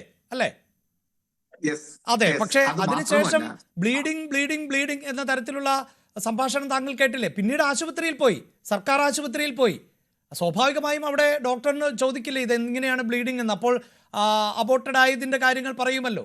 അതായിരിക്കാം, എനിക്ക് ഉറപ്പില്ല. അത് ഒരിക്കൽ കൂടി ഞാൻ ബബിലയിലേക്ക് പോകാം. ശരി, ബബില എന്തോ പറയുന്നുണ്ട്, ഞാൻ ഒരു ക്ലാരിറ്റിക്ക്. ബാംഗ്ലൂർ പോയിട്ടുണ്ട്. ബ്ലീഡിങ്ങിന്റെ സമയത്ത് ബാംഗ്ലൂർ ഹോസ്പിറ്റലിൽ അഡ്മിറ്റ് ആയിരുന്നു. അവിടുന്ന് ബ്ലീഡിങ് കൂടി, അതിനുശേഷമാണ് ഇങ്ങനെയൊക്കെ ഡോക്ടറിന്റെ അടുത്തേക്ക് ഗവൺമെന്റ് ഹോസ്പിറ്റൽസിലേക്ക് പോയതെന്ന് കേട്ടിരുന്നു. അല്ല, അത് വേറെ വിഷയമാണ്, അത് വേറെ സംഭവമാണ്. അതൊരു പരാതിയായി ഇപ്പോഴും വന്നിട്ടില്ല അഡ്വക്കേറ്റ് ബബില. ഓക്കെ. ഇത് അപകടകരമായ ഒരു അവസ്ഥയിലേക്ക് നമ്മുടെ സമൂഹം എത്തപ്പെടുന്നു എന്നതിന്റെ ഏറ്റവും പ്രധാനപ്പെട്ട ഉദാഹരണമായി ഈ കാര്യങ്ങൾ ചൂണ്ടിക്കാണിക്കാൻ വേണ്ടി സാധിക്കും. എന്താണെന്നറിയാമോ?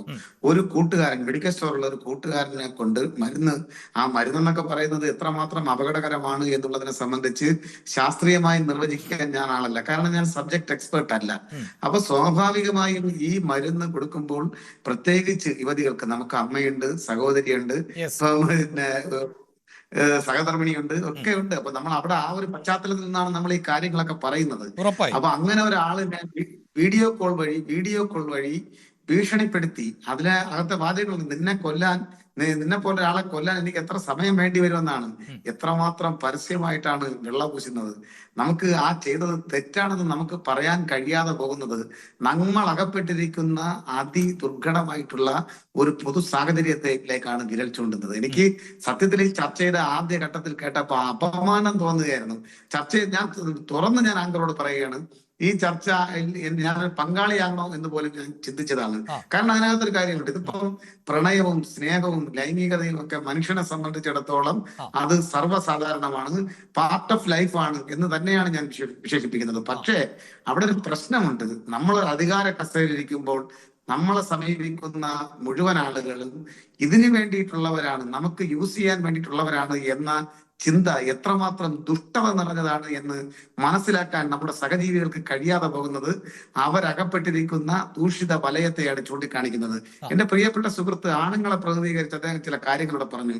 എല്ലാ പുരുഷന്മാരുടെയും രീതി ഒന്നാണെന്നുള്ളത് അങ്ങേക്ക് തെറ്റുപറ്റിപ്പോയി. അങ്ങനെയല്ല. പരിചയപ്പെടുന്ന എല്ലാ സ്ത്രീകളും അവരുടെ ശരീരം ആണുങ്ങൾക്ക് കാഴ്ചവെക്കാനും അല്ലെങ്കിൽ അവരുടെ ശരീരത്തെ പരിചയപ്പെടുന്ന എല്ലാവരുടെയും ശരീരത്തെ കവർന്നെടുക്കാൻ കാമക്കണ്ണുകളുമായി ആണുങ്ങൾ നിൽക്കുകയാണ് എന്നൊക്കെയുള്ള ഒരു പൊതുബോധം താങ്കൾ സൃഷ്ടിക്കരുത്. താങ്കൾ അങ്ങനെ ചിന്തിക്കുന്ന കൂട്ടായ്മകളുണ്ടെങ്കിൽ നിങ്ങൾ അങ്ങനെ ആയിക്കോളൂ. എല്ലാവരും അങ്ങനെയല്ല. ഞാൻ അങ്ങനെ പറഞ്ഞിട്ടില്ലല്ലോ. എന്താ സുരേഷ് സാർ അങ്ങനെ പറയുന്നത്? സുരേഷ് സാറെ, ഞാൻ അങ്ങനെ പറഞ്ഞിട്ടില്ല. ഇല്ല, പുരുഷന്മാരെ വലയിൽ വീശുവാൻ വേണ്ടിയിട്ടാണ് സ്ത്രീകൾ നടക്കുന്നത്. ഇപ്പോ താങ്കൾ സ്ത്രീകളുടെ ശരീരത്തോട് ഒരു ആഭിമുഖ്യം തോന്നുന്നത് സ്വാഭാവികമാണ് എന്ന് പറഞ്ഞു. അതിന്റെ അർത്ഥം എന്താണ് മലയാളത്തിൽ? അല്ല, ഞാൻ ചോദിക്കട്ടെ. അപ്പൊ ഞാൻ ചോദിച്ചോട്ടെ, പുരുഷന്മാർക്ക് ഞാൻ പറയട്ടെ, അത് സ്ത്രീ ആയാലും പുരുഷനായാലും ഓപ്പോസിറ്റ്. അല്ല, ഞാൻ ചോദിച്ചോട്ടെ സുരേഷ് സാർ, ഞാൻ ഒരു കാര്യം പറഞ്ഞോട്ടെ. ഓപ്പോസിറ്റ് ഇപ്പോ പുരുഷനായാലും സ്ത്രീ ആയാലും ഓപ്പോസിറ്റുള്ള പെണ്ണിനോടായാലും ആണിനോടായാലും സ്വാഭാവികമായിട്ട് തോന്നും. അത് തോന്നില്ല എന്ന് പറയുന്നത് സാർ എന്താ അടിസ്ഥാനത്തിലാണെന്ന് എനിക്കറിയില്ല. കാരണം തോന്നണം സാറ്, സ്വാഭാവികമായിട്ട് തോന്നണം. അത് മനുഷ്യനായാലും എന്തേ നിങ്ങൾക്ക് തെറ്റുപറ്റിപ്പോയി മിസ്റ്റർ. അങ്ങനെ എല്ലാവരോടും തോന്നൂല. പരിചയപ്പെടുന്ന അമ്മയോട് സ്നേഹമുള്ള, സഹോദരിയോട് സ്നേഹമുള്ള അങ്ങനെയുള്ള ആൾ നമ്മൾ പരിചയപ്പെടുന്നതിൽ 99% ആളുകളും നമ്മുടെ കൂടപ്പറപ്പുകളായോ അമ്മയ്ക്ക് തുല്യമായോ ഒക്കെ കരുതുന്ന ആളുകളുടെ ഉണ്ട്. ഈ തോന്നാനുള്ള സാഹചര്യം എന്തായിരുന്നു എന്നുള്ള സാറേ, എല്ലാവരോടും തോന്നുമെന്നല്ല പറഞ്ഞത്. എല്ലാവരോടും അല്ല. ഈ യുവതി അങ്ങോട്ട് ബന്ധപ്പെട്ടു. ഈ യുവതി അങ്ങോട്ട് ബന്ധപ്പെട്ടപ്പോ സ്വാഭാവികമായിട്ട് അദ്ദേഹത്തിന് തോന്നിയതാണ്. അതാണ് ഞാൻ പറഞ്ഞത്. ഞാനൊന്ന് പറഞ്ഞോട്ടെ. കാണുന്ന എല്ലാ വനിതകളും, ആ വനിതകൾ എല്ലാവരും ആ പുരുഷന്റെ അധമമായ വികാരം ശമിപ്പിക്കാനുള്ള ഉപാധിയല്ല. ഞാൻ പറഞ്ഞതിൽ വളരെ കൃത്യതയാണ്. കാണുന്ന എല്ലാ സ്ത്രീകളും പുരുഷന്റെ അധമമായ വികാരം ശമിപ്പിക്കാനുള്ള ഉപാധിയല്ല. നേരെ ഓപ്പോസിറ്റും അങ്ങനല്ല എന്ന് പറഞ്ഞാൽ കാണുന്ന എല്ലാ പുരുഷന്മാരും അല്ല. അങ്ങനെ ഒരു ടോപ്പിക്കിലോ അങ്ങനെ ഒരു ടോപ്പിക് നിങ്ങൾ പറഞ്ഞതിനുള്ള മറുപടിയാണ് ഞാൻ പറഞ്ഞത്. ഈ കേസിനെ സംബന്ധിച്ചുള്ള നാൾവഴിയെ സംബന്ധിച്ച് ഞാൻ പറഞ്ഞില്ല. നിങ്ങൾ പറഞ്ഞതിനുള്ള മറുപടിയാണ് ഞാൻ പറഞ്ഞത്. മറ്റൊരു കാര്യം കൂടെ ഞാൻ പറയാം. ഇവിടെ പ്രണയമുണ്ട്, കലഹമുണ്ട്, ലൈംഗികതയുണ്ട്. അത് മനുഷ്യൻ ഉത്ഭവിച്ച നാൾ മുതൽ ചിലപ്പോൾ മനുഷ്യന്റെ ഈ ഭൂമുഖത്തെ അവസാന ആൾ വരെ ജീവിച്ചിരിക്കുന്നത് വരെ ഉണ്ടാവും. അല്ല, നിങ്ങൾ അങ്ങനെയല്ല പറഞ്ഞത്. അങ്ങനെയല്ല മിസ് പറഞ്ഞത്. നിങ്ങൾ പറഞ്ഞത് സ്ത്രീയുടെ ശരീരത്തോട് പുരുഷന്റെ ഈ പറയട്ടെ സുരേഷ് സാർ പറഞ്ഞു തീർക്കട്ടെ. പറഞ്ഞു തീർക്കും. ഇതെന്ന് പറയുന്നത് ഇത്തരത്തിലുള്ള കാര്യങ്ങൾ നമ്മൾ വളരെ സൂക്ഷിച്ചു വേണം ഇത്തരം കാര്യങ്ങൾ സംസാരിക്കുന്നതിന് വേണ്ടി. ഇത്തരം കാര്യങ്ങൾ പൊതുസമൂഹം നമ്മളെ കൃത്യമായി ജഡ്ജ് ചെയ്യുകയാണ്. അതുകൂടെ നമ്മൾ മനസ്സിലാക്കണം. നമ്മൾ മനസ്സിലാക്കേണ്ടുന്ന ഒറ്റ വരിയാണ് ഇതിനെ സംബന്ധിച്ച്. താങ്കൾ പറഞ്ഞതിന് മറുപടിയായി പറയാനുള്ളത്, എല്ലാവരും നമ്മുടേതായിട്ടുള്ള ആറ്റിറ്റ്യൂഡിലല്ല ജീവിക്കുന്നത്. പരസ്പര ഇഷ്ടവും പരസ്പര സ്നേഹവും ഒക്കെ തോന്നുന്നത് വേറൊരു തലമാണ്. ഞാൻ അവിടെ വെച്ച് ഞാൻ സ്റ്റോപ്പ് ചെയ്യുകയാണ്. ഇവിടെ എന്താണ് സംഭവിച്ചത്? ഇവിടെ സംഭവിച്ചതെന്ന് പറയുന്നത്, ഒരു രാഷ്ട്രീയ അധികാര കസേരയിൽ പ്രധാനപ്പെട്ട ഒരു യുവജന നേതാവായി അദ്ദേഹം ഉയർന്നു വരുന്നു. സ്വാഭാവികമായും അദ്ദേഹത്തിന്റെ അഭിപ്രായം കേൾക്കാൻ, അദ്ദേഹത്തെ പരിചയപ്പെടാൻ, അദ്ദേഹത്തോട് ഒരു സൗഹൃദം സ്ഥാപിക്കാൻ ഒക്കെ പല തലത്തിലുള്ള ആളുകൾക്കും സ്വാഭാവികമായും ആഗ്രഹമുണ്ടാകും. ആ ആഗ്രഹത്തെ തെറ്റായ വഴിയിലൂടെ സഞ്ചരിപ്പിച്ചു കൊണ്ടുപോകുമ്പോഴാണ് ഈ പ്രശ്നങ്ങൾ ഉണ്ടാകുന്നത്. അദ്ദേഹം ഒരു ജനപ്രതിനിധി എന്നുള്ള നിലയിൽ ജനപ്രതിനിധി എന്നുള്ള നിലയിൽ, മുഖ്യധാര രാഷ്ട്രീയ പ്രസ്ഥാനത്തിന്റെ സംസ്ഥാന നേതാവ് എന്നുള്ള നിലയിൽ ഇനി എന്തൊക്കെ ന്യായീകരണങ്ങൾ പറഞ്ഞാലും ചെയ്തത് ശരിയാണെന്ന് ആർക്കെങ്കിലും അഡ്മിറ്റ് ചെയ്യാൻ വേണ്ടി കഴിയുമോ? ഒരുപക്ഷെ ഈ ചർച്ച കേൾക്കുന്ന 99% ആളുകൾക്കും അത് ചെയ്തത് തെറ്റല്ല എന്ന് തന്നെ പറയും. പിന്നെ സങ്കുചിതമായ രാഷ്ട്രീയത്തിന്റെ അടിസ്ഥാനത്തിൽ ഇവിടെ പല മറച്ചിലുകളും കോൺഗ്രസിന്റെ നേതാക്കന്മാർ തുടർച്ചയായി കാണിക്കുന്നത് പോലെ വീക്ഷണം പത്രത്തിൽ ഒന്ന് എഴുതുകയും പുറത്തു വന്നിരുന്ന് മറ്റൊരു അഭിപ്രായം പറയുകയും ചെയ്യുന്നത് പോലെ അത്ര നിസ്സാരമായിട്ടല്ല പൊതുസമൂഹം ഈ കാര്യത്തെ എടുത്തിരിക്കുന്നത് എന്നത് കൂടെ നിങ്ങൾ മനസ്സിലാക്കണം. കോൺഗ്രസിന്റെ നേതാക്കന്മാർക്കും BJPയുടെ നേതാക്കന്മാർക്കും പടിവാതിൽക്കൽ എത്തി നിൽക്കുന്ന തദ്ദേശ സ്വയംഭരണ സ്ഥാപന തെരഞ്ഞെടുപ്പുമായി ബന്ധപ്പെട്ട് ഇതിനെ സംബന്ധിച്ച് തെറ്റായ കഥകൾ വ്യാഖ്യാനിക്കാം. എന്നാൽ ഇത് തദ്ദേശ സ്വയംഭരണ സ്ഥാപന തെരഞ്ഞെടുപ്പുമായി ബന്ധപ്പെട്ട് വന്നൊരു വിഷയമല്ല. താങ്കൾ പറഞ്ഞതുകൊണ്ടും ഇപ്പോൾ കോൺഗ്രസിന്റെ പ്രതിനിധി കൂടി ചേരുന്നുണ്ട്. തീർച്ചയായും ഒരു വരി കൂടെ അന്ന് ബഹുമാനപ്പെട്ട ഇപ്പോഴത്തെ MLA ആണല്ലോ ശ്രീ രാഹുൽ, അദ്ദേഹം എന്താണ് പറഞ്ഞത്? Who cares? അതാണ് അദ്ദേഹത്തിന്റെ ആ മനോഭാവം. ആ മനോഭാവം തിരുത്തപ്പെടേണ്ടതാണ്. നമുക്കും സഹോദരിയുണ്ട്, നമുക്കും അമ്മയുണ്ട്, നമുക്കും ഈ പറയുന്ന എല്ലാവിധ വികാരങ്ങളും ഉണ്ട്. തീർച്ചയായും അഡ്വക്കേറ്റ് സുരേഷ് കുമാർ, ഞങ്ങൾ ഇപ്പോഴും ഈ ചർച്ച മുന്നോട്ട് കൊണ്ടുപോകുന്നത് താങ്കൾ ആ പറഞ്ഞ പോയിന്റിൽ നിന്നുകൊണ്ട് തന്നെയാണ്. അവിടെയും താങ്കൾ തുടക്കത്തിൽ സൂചിപ്പിച്ചു, ഇവിടെ വട്ടിയൂർക്കാവ് അജിത് കുമാർ ഈ ചർച്ചയുടെ ഭാഗമാകുമ്പോൾ താങ്കൾ ആ ചർച്ചയിൽ തന്നെ പങ്കെടുക്കണോ എന്ന് ആലോചിച്ചിരുന്നുവെന്ന് ഞാൻ വളരെ കൃത്യമായി പറയുന്നു. നമ്മുടെ ജനാധിപത്യ സംവിധാനമാണ്, നമ്മുടെ ഭരണഘടന പോലും എത്ര കൊടും ക്രിമിനൽ ആണ് എങ്കിലും, എത്ര വലിയ കുറ്റമാണ് ചെയ്തതെങ്കിലും അയാൾക്ക് പറയാനുള്ളത് എന്ത് എന്നത് കൂടി കേൾക്കും. അതുകൊണ്ട് തന്നെയാണ് ഈ ചർച്ചയുടെ ഈ പാനലിന്റെ ഭാഗമായി അജിത് കുമാറും ചർച്ചയിൽ പങ്കെടുക്കുന്നത്. രാഹുലിന് പറയാനുള്ളതും കേൾക്കേണ്ടതുണ്ട്. അത് ശരിയോ തെറ്റോ എന്നത് നമ്മുടെ നിയമ സംവിധാനം തീരുമാനിക്കട്ടെ. അഡ്വക്കേറ്റ് തൗഫിക് രാജൻ കൂടിയുണ്ട്. തൗഫിക് രാജൻ, ഇതാ ഏറ്റവും ഒടുവിൽ സുരേഷ് കുമാർ സൂചിപ്പിച്ച ഒന്ന്, അതായത് വീക്ഷണത്തിൽ വന്ന മുഖപ്രസംഗം. അവിടെ എന്താണ് പറയുന്നത്? ഇത് ആസൂത്രിതമാണ്, CPM-ന്റെ തന്ത്രമാണ്, പാപം ചെയ്യാത്തവർ കല്ലെറിയട്ടെ എന്നൊക്കെ പറയുന്ന ഒരു മുഖപ്രസംഗം. അതിൽ നിന്ന് തന്നെ വ്യക്തമല്ലേ, ഒരു ഭാഗത്ത് പാർട്ടി രാഹുലിനെ തള്ളിക്കളഞ്ഞു, പാർട്ടിക്ക് ഒരു ബന്ധവുമില്ല, ഞങ്ങൾ സംരക്ഷിക്കില്ല എന്ന് പറയുന്നു. അതേസമയം തന്നെ വളരെ കൃത്യമായി രാഹുലിന് സംരക്ഷണം ഒരുക്കുന്നു മറുഭാഗത്ത്. അതല്ലേ ഇപ്പോൾ നടന്നുകൊണ്ടിരിക്കുന്നത്? അല്ല അഭിലാഷ, അങ്ങനെ വ്യാഖ്യാനിക്കേണ്ട ഒരു സ്ഥിതിഗതിയും നിലവിലില്ല. ഞങ്ങൾ എന്തായാലും പാർട്ടി അന്വേഷണ കമ്മീഷനെ നിയമിച്ചിട്ടില്ല, തീവ്രത അളക്കാനായി മുതിർന്നിട്ടില്ല, തീവ്രതയുടെ സ്കെയിൽ കണ്ടുപിടിച്ചിട്ടില്ല, പാർട്ടി കോടതിക്ക് റിപ്പോർട്ട് സമർപ്പിച്ചിട്ടില്ല. ഇത്തരത്തിൽ ഒരു പരാതി ഉത്തരവാദിത്തപ്പെട്ട യൂത്ത് കോൺഗ്രസിന്റെ സംസ്ഥാന അധ്യക്ഷനായിരുന്ന നിയമസഭാ സാമാജികനെതിരെ ഉയർന്ന ഘട്ടത്തിൽ വളരെ കൃത്യവും വ്യക്തവുമായിട്ടുള്ള നടപടി തുടക്കത്തിൽ തന്നെ സ്വീകരിക്കുന്ന സാഹചര്യം ഉണ്ടായി. അങ്ങേക്ക് അടക്കം വളരെ കൃത്യമായി അറിയാമല്ലോ എന്താ ചെയ്തത്. മണിക്കൂറുകൾക്കകം അദ്ദേഹത്തെ യൂത്ത് കോൺഗ്രസിന്റെ സംസ്ഥാന അധ്യക്ഷ പദവിയിൽ നിന്ന് മാറ്റി നിർത്തുന്ന സാഹചര്യം ഉണ്ടായി. അതിനിപ്പുറത്തേക്ക് ദിവസങ്ങൾക്കകം അദ്ദേഹത്തെ കോൺഗ്രസ് പാർട്ടിയിൽ നിന്ന് പ്രാഥമിക അംഗത്വത്തിൽ നിന്ന് സസ്പെൻഡ് ചെയ്യപ്പെടുന്ന സാഹചര്യം ഉണ്ടായി. അതിനിപ്പുറത്തേക്ക് തന്നെ എന്താണ്, അദ്ദേഹത്തെ UDF-ന്റെ പാർലമെന്ററി പാർട്ടിയിൽ നിന്ന് ഒഴിവാക്കുന്ന സാഹചര്യം ഉണ്ടായി. സംഘടനാപരമായി അതെല്ലാം ചെയ്യുമ്പോഴും അദ്ദേഹം MLA ആയി തുടരുന്നുണ്ട്. അഭിലാഷെ ഞാൻ പൂർത്തിയാക്കട്ടെ. അതായത് ഈ ഘട്ടത്തിലടക്കം അഭിലാഷ് സൂചിപ്പിച്ചു അദ്ദേഹം MLA ആയി തുടരുന്നുണ്ട്. ഞാൻ വളരെ സിമ്പിളായി ചോദിക്കാൻ ആഗ്രഹിക്കുന്നു, അദ്ദേഹം ഈ MLA സ്ഥാനവുമായി ബന്ധപ്പെട്ടടക്കം തീരുമാനമെടുക്കേണ്ടത് ശ്രീ രാഹുൽ മാങ്കൂട്ടത്തിൽ എന്നുള്ള വ്യക്തിയാണ്. ആ വ്യക്തിയാണ് അക്കാര്യത്തിൽ നിലപാട് സ്വീകരിക്കുന്നത്. പക്ഷേ രാഹുൽ മാങ്കൂട്ടത്തിനെ MLA ആക്കിയത് പാർട്ടിയാണ്. ഒരു പാർട്ടി അതുകൊണ്ടാണ് അഭിലാഷെ പാർട്ടി ഇത്തരത്തിലൊരു ആരോപണം ഉയർന്ന ഘട്ടമുണ്ടായപ്പോ വളരെ കൃത്യവും വ്യക്തമായിട്ടുള്ള നിലപാടെടുത്തത്. രാഹുൽ മാങ്കൂട്ടം അതിനുശേഷം നടന്ന നിയമസഭാ സമ്മേളനത്തിൽ അഭിലാഷ് അടക്കം ആ വാർത്തകൾ കൃത്യമായി കണ്ടതാണ്, ദൃശ്യങ്ങൾ കൃത്യമായി കണ്ടതാണ്, കേട്ടതാണ്. എന്താണ്, UDF-ന്റെ പാർലമെന്ററി പാർട്ടിയിൽ നിന്ന് അദ്ദേഹത്തെ സസ്പെൻഡ് ചെയ്തതിന് പിന്നാലെ UDF-ന്റെ നിയമസഭാ സാമാജികരോടൊപ്പമല്ല ശ്രീ രാഹുൽ മാങ്കൂട്ടം ആ നിയമസഭാ സമ്മേളനത്തിൽ പങ്കെടുത്തത് എന്നുള്ള വസ്തുത അങ്ങ് മറന്നുകൊണ്ട് സംസാരിക്കരുത്. അതിനിപ്പുറത്തേക്ക് ആ വസ്തുത ഞാൻ മറക്കുന്നില്ല. പക്ഷെ കഴിഞ്ഞ ദിവസം തദ്ദേശ തെരഞ്ഞെടുപ്പിൽ കണ്ണാടിയിലടക്കം കോൺഗ്രസിന്റെ UDF-ന്റെ സ്ഥാനാർത്ഥികൾക്ക് വേണ്ടി പ്രചാരണം നടത്തിയിരുന്നു. അവിടെ ആ സ്ഥാനാർത്ഥികളെ മാറ്റി നിർത്താനോ രാഹുലിനെ മാറ്റി നിർത്താനോ ഒന്നും ഒരു ശ്രമവും കോൺഗ്രസിന്റെ ഭാഗത്തു നിന്നുണ്ടായില്ല. ഞങ്ങളുടെ KPCC പ്രസിഡന്റ് അടക്കം സംഘടനാ ചുമതലയുള്ള ജനറൽ സെക്രട്ടറി അടക്കം ഇക്കാര്യത്തിൽ വ്യക്തത നൽകിയിട്ടുണ്ട്. അതായത് എന്താണ്, ഞങ്ങളുടെ ഈ ടീം UDF ഒറ്റക്കെട്ടായി കോൺഗ്രസ് നേതൃത്വം, ടീം UDF-ന് അപ്പുറത്തേക്ക് കോൺഗ്രസ് നേതൃത്വം ഒറ്റക്കെട്ടായാണ് അദ്ദേഹത്തെ ഈ MLA പദവിയിൽ നിന്ന് അടക്കം മാറ്റി നിർത്താൻ സാഹചര്യം ഉണ്ടായത്. അതിനപ്പുറത്തേക്ക് പാർട്ടി സസ്പെൻഡ് ചെയ്ത വ്യക്തിക്ക് പാർട്ടി പരിപാടികൾ പങ്കെടുക്കാൻ കഴിയില്ല എന്നുള്ളത് തന്നെയാണ് നിലപാടെന്ന് ബഹുമാനപ്പെട്ട സംഘടനാ ചുമതലയുടെ ജനറൽ സെക്രട്ടറി അടക്കം ഇന്നലെ AICC-യുടെ general secretary Shri KC Venugopal അടക്കം ഇന്നലെ വ്യക്തമാക്കുന്ന സാഹചര്യം ഉണ്ടായി. അതിനിപ്പുറത്തേക്ക് പാർട്ടി നടപടിയെടുത്ത ഒരാളെ 2 തവണ ഒരേ വിഷയത്തിൽ നടപടിയെടുക്കാനായി സാധിക്കുമോ? ഇല്ല. ഇതിനിപ്പുറത്തേക്ക് ഇപ്പൊ നിയറസ്റ്റ് ആയിട്ടാണ്, ഏറ്റവും ഒടുവിലായിട്ടാണ് ത്രിതല പഞ്ചായത്ത് തെരഞ്ഞെടുപ്പ് നടക്കുന്ന സാഹചര്യത്തിലാണ് ഇത്തരത്തിൽ പരാതിക്കാരി ബഹുമാനപ്പെട്ട മുഖ്യമന്ത്രിയെ നേരിട്ട് കണ്ട് പരാതി നൽകുന്ന സാഹചര്യം ഉണ്ടായി. ആരോപണം വന്ന് 3 മാസങ്ങൾക്ക് ഇപ്പുറത്തേക്ക്. ശരി, ആ യുവതിക്ക് പരാതി നൽകാൻ അധികാരമുണ്ട്. ആ പരാതി ആ യുവതി നൽകി. ഇത് അന്വേഷിക്കുകയാണ്. ആരാണ് അന്വേഷിക്കുന്നത്? ക്രൈംബ്രാഞ്ചാണ് അന്വേഷിക്കുന്നത്. ക്രൈംബ്രാഞ്ചിന്റെ ചുമതലയുള്ള ആഭ്യന്തരമന്ത്രി രമേശ് ചെന്നിത്തലയല്ല, ശ്രീ പിണറായി വിജയൻ എന്നുള്ളതാണ്. കൃത്യമായി പിണറായി വിജയന് ഈ വിഷയവുമായി ബന്ധപ്പെട്ട് കോൺഗ്രസ് നേതൃത്വത്തിന് യാതൊരു സ്വാധീനവും ഈ വിഷയത്തിൽ ഇടപെടാൻ കഴിയില്ല, നടത്താൻ കഴിയില്ല. അത് അംഗീകരിക്കുന്നു ശ്രീ തൗഫീഖ്, അതവിടെ നടക്കട്ടെ. പക്ഷേ വീക്ഷണം പോലെ ഒരു പത്രം കോൺഗ്രസിന്റെ മുഖപത്രമാണ്. ആ പത്രം കൃത്യമായി സംരക്ഷണം നൽകുന്ന തരത്തിൽ രാഹുലിനെ ന്യായീകരിച്ചുകൊണ്ട് എഴുതുന്നു. വീക്ഷണം വരുത്തിക്കുന്നവരിൽ അധികവും കോൺഗ്രസ്സുകാരായിരിക്കുമല്ലോ. അപ്പോൾ കോൺഗ്രസ് അനുഭാവികളോട് എന്താണ് വീക്ഷണം പറഞ്ഞു വെക്കുന്നത്? അതും വിട്ടേക്കൂ.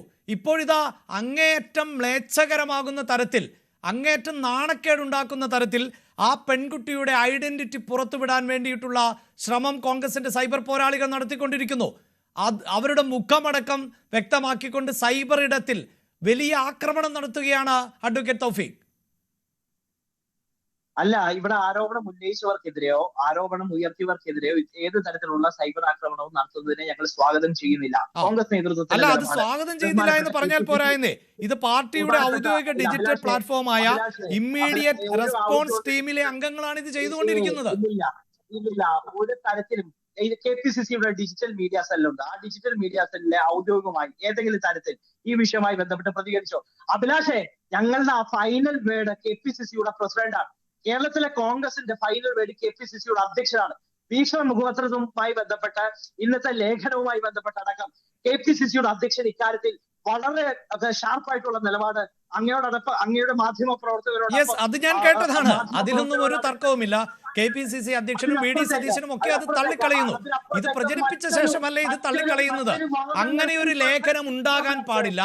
വീക്ഷണത്തിന്റെ മുഖപത്രം രാഹുൽ മാങ്കൂട്ടത്തിനെ ന്യായീകരിച്ചുകൊണ്ടോ വെള്ളപൂശിക്കൊണ്ടോ ഒരു തരത്തിലുമുള്ള രചനകളിലേക്കും പോകരുത് എന്ന് പറയാൻ നേരത്തെ തന്നെ KPCC അധ്യക്ഷനും VD സതീശനും ഒക്കെ സാധിക്കും ശ്രീ തൗഫീഖ്.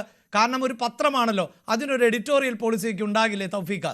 അത് കഴിഞ്ഞ് വായനക്കാർക്ക് വിട്ടുകൊടുത്ത ശേഷം തിരുത്തിയിട്ട് എന്ത് കാര്യം?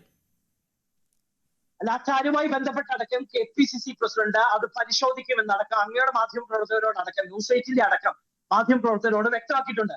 അഭിലാഷേ, നിയമത്തിന്റെ വഴിക്ക് പോകട്ടെ. ആരോപണ വിധേയനായ നിയമത്തിന്റെ വഴിക്ക് പോകാൻ അതിന് കോൺഗ്രസിന്റെയും അല്ലെങ്കിൽ VD സതീശന്റെയും ഒന്നും അനുവാദം വേണ്ട. അതങ്ങനെ പൊക്കോളും. ഞാൻ ചോദിച്ചത്, ഈ രാഹുൽ മാങ്കൂട്ടം ഇത്തരത്തിൽ തെറ്റുകൾ ചെയ്തു, ഞങ്ങളുടെ അനുവാദം വേണമെന്ന് പറഞ്ഞിട്ടില്ല. കോൺഗ്രസ് ഈ വിഷയവുമായി ബന്ധപ്പെട്ട് എടുക്കാവുന്ന ഏറ്റവും ഇമ്മീഡിയറ്റ് നിലപാട് എടുത്തിട്ടുണ്ട്. ഇനി അങ്ങക്ക് മുഖപ്രസംഗവുമായി ബന്ധപ്പെട്ട വിഷയമാണെങ്കിൽ അത് പരിശോധിക്കുമെന്ന് ബഹുമാനപ്പെട്ട KPCCയുടെ അധ്യക്ഷനടക്കം ഈ ഡിജിറ്റൽ ആക്രമണം, ഈ സൈബർ ആക്രമണം പരിശോധിക്കുമോ തൗഫീഖ്? ഈ സൈബർ അണികളെ നിലയ്ക്ക് നിർത്താൻ കോൺഗ്രസിന് സാധിക്കുമോ? KPCCയുടെ ഒരു ഒഫീഷ്യൽ പ്ലാറ്റ്ഫോമും ശ്രീ രാഹുൽ മാങ്കൂട്ടത്തെ പിന്തുണയ്ക്കുന്ന തരത്തിൽ ഇടപെടൽ നടത്തിയിട്ടില്ല. ഞാൻ ഒരിക്കൽ കൂടി പറയുന്നു, താങ്കൾ ദയവായി എന്നെ കേൾക്കുക. അതായത് ഞാൻ ആവർത്തിച്ച് പറഞ്ഞത് KPCCയുടെ ഒഫീഷ്യൽ പ്ലാറ്റ്ഫോം എന്നല്ല. അതായത് പാർട്ടിക്ക് വേണ്ടി, അതായത് ഒഫീഷ്യൽ പ്ലാറ്റ്ഫോമിലൂടെ അടക്കം പുറത്തേക്ക് വിവരങ്ങൾ വരുമ്പോൾ ഈ സൈബർ ആക്ടിവിസം എങ്ങനെ നടക്കുന്നു, PR വർക്ക് എങ്ങനെ നടക്കുന്നു എന്നൊക്കെ നമ്മുടെ യുവതലമുറയ്ക്കും അല്ലെങ്കിൽ ഈ മേഖലയിലുള്ളവർക്കുമൊക്കെ അറിയാം. അതാണ് ഞാൻ പറഞ്ഞത്. ഡിജിറ്റൽ പ്ലാറ്റ്ഫോമായ ഇമ്മീഡിയറ്റ് റെസ്പോൺസ് ടീമിലെ അംഗങ്ങൾ അവരാണിതിപ്പോൾ പരത്തിക്കൊണ്ടിരിക്കുന്നത്. ഡിജിറ്റൽ മീഡിയ സെല്ലിലെ കണ്ടന്റ് ഷെയറിംഗ് വിഭാഗം എന്ന് പറയുന്നൊരു വിഭാഗമുണ്ടല്ലോ. അതായത് ഞാനിപ്പോൾ ഒരു പോസ്റ്റ് ഇട്ടാൽ അതിനെ ഷെയർ ചെയ്യുന്നത് ആരായിരിക്കും എന്നത് അതിനൊരു അൽഗോരിതമുണ്ട്. അതുപോലെ പാർട്ടിയും പ്രവർത്തിക്കുന്നത് ആ നിലയിൽ തന്നെയാണ്. അങ്ങനെയുള്ള സംവിധാനമാണ് ഇപ്പോൾ ഇത് ഷെയർ ചെയ്യുന്നത്. അതിൻ്റെ വിവരങ്ങൾ പോലീസിനടക്കം ലഭിച്ചു എന്നാണ് ഞാൻ മനസ്സിലാക്കുകയും ചെയ്യുന്നത്. അതിൽ ഭാരവാഹികൾ ഉൾപ്പെടെയുണ്ട് എന്നാണ് എനിക്ക് മനസ്സിലാക്കാൻ സാധിച്ചിട്ടുള്ളത്. അഭിലാഷ് ആശങ്കപ്പെടേണ്ട, ആരും ആശങ്കപ്പെടേണ്ട. അക്കാര്യത്തിനകത്ത് അഭിലാഷ് ഇപ്പോൾ ഏറ്റവും അവസാനം സൂചിപ്പിച്ചല്ലോ, പോലീസിനടക്കം വിവരം ലഭിച്ചിട്ടുണ്ട് എന്നുള്ള തരത്തിൽ. അങ്ങനെയെങ്കിൽ ഇത് ഞങ്ങൾ ഒരു തരത്തിലും ഇടപെടുന്നില്ലെന്ന് ഞാൻ അഭിലാഷിനോട് കൃത്യമായി പാർട്ടിയുടെ സ്റ്റാൻഡ് പറഞ്ഞല്ലോ. ഒരു ഒഫീഷ്യൽ പ്ലാറ്റ്ഫോമിൽ നിന്നും KPCCയുടെ ഡിജിറ്റൽ മീഡിയ സെല്ലിന്റെ ഒരു ഒഫീഷ്യൽ പ്ലാറ്റ്ഫോമിൽ നിന്നും ഔദ്യോഗികമായി ശ്രീ രാഹുൽ മാങ്കൂട്ടത്തിന്റെ എതിരെ പരാതി നൽകിയ ആ യുവതിയുമായി ബന്ധപ്പെട്ട ഇല്ലെങ്കിൽ ആ മാധ്യമ പ്രവർത്തകർക്കെതിരെ സൈബർ ആക്രമണം നടത്തണമെന്ന് ആരും ആഹ്വാനം ചെയ്തിട്ടില്ല. അതിനപ്പുറത്തേക്ക് ഏതെങ്കിലും തരത്തിൽ പ്രതികരണം ഉണ്ടെങ്കിൽ അതിന് പ്രതികരിക്കേണ്ട സാഹചര്യം കോൺഗ്രസ് നേതാക്കൾക്കില്ല എന്ന് അങ്ങയോട് സൂചിപ്പിക്കട്ടെ. അതിനിപ്പുറത്തേക്ക് ഇത് പറയുമ്പോൾ CPM-നെ പ്രതിനിധി ഏറ്റവും അവസാനം സൂചിപ്പിച്ച കാര്യത്തിനോട് വ്യക്തത വരുത്തി മുന്നോട്ട് പോകേണ്ട ധാർമ്മിക മര്യാദ ഈ ചർച്ചയിൽ പങ്കെടുക്കുന്ന കോൺഗ്രസ് വക്താവ് എന്നുള്ള നിലയിൽ എനിക്കുണ്ട്. ഇതൊക്കെ പറയുമ്പോൾ ഇതേ സാഹചര്യത്തിൽ സാക്ഷാൽ കാരണഭൂതന്റെ പോലീസ് അന്വേഷിച്ച് ചാർജ് ഷീറ്റ് നൽകി കോടതിയിൽ അന്തിമ കുറ്റപത്രം സമർപ്പിച്ച ഒരു MLA, ആ MLA CPM-നോടൊപ്പം ചേർന്ന് നിൽക്കുന്നുണ്ട് എന്നുള്ള കാര്യം മറന്നു നിന്നുകൊണ്ട് അദ്ദേഹം സംസാരിക്കരുത്. സമാനമായ സാഹചര്യത്തിൽ പ്രതിയാക്കപ്പെട്ട ആളാണ്, സമാനമായ കുറ്റകൃത്യം ചെയ്തിട്ടുള്ള ആളാണ്, പീഡനം ഉയർത്തിയിട്ടുള്ള ആളാണ്. അദ്ദേഹത്തെ നിയമസഭയിൽ മാറ്റി നിർത്താൻ തയ്യാറായിട്ടില്ല. അദ്ദേഹത്തിനെതിരെ സംഘടനാ തലത്തിലൊരു നടപടി സ്വീകരിക്കാൻ തയ്യാറായിട്ടില്ല. എന്താ ചെയ്തത്? അദ്ദേഹത്തിന് പ്രൊമോഷൻ കൊടുത്ത് പാർലമെന്റിലേക്ക് മത്സരിപ്പിച്ച പാർട്ടിയുടെ പേരാണ് CPM എന്നുള്ളത്. സമാനമായ തരത്തിൽ KP ഗണേഷ് കുമാറിനെതിരെ ആരോപണമുണ്ട്. ഇവിടെ P ശശിയും PK ശശിക്കും എതിരെ ആരോപണമുണ്ട്. അതുകൊണ്ട് ഈ നേതാക്കന്മാർക്കെതിരെ ഒക്കെ ആരോപണം ഉയർന്നപ്പോ അവർക്ക് തണലൊരുക്കിയ, ഇല്ലീഗൽ പ്രൊട്ടക്ഷൻ ഒരുക്കിയ തരത്തിൽ ഒരു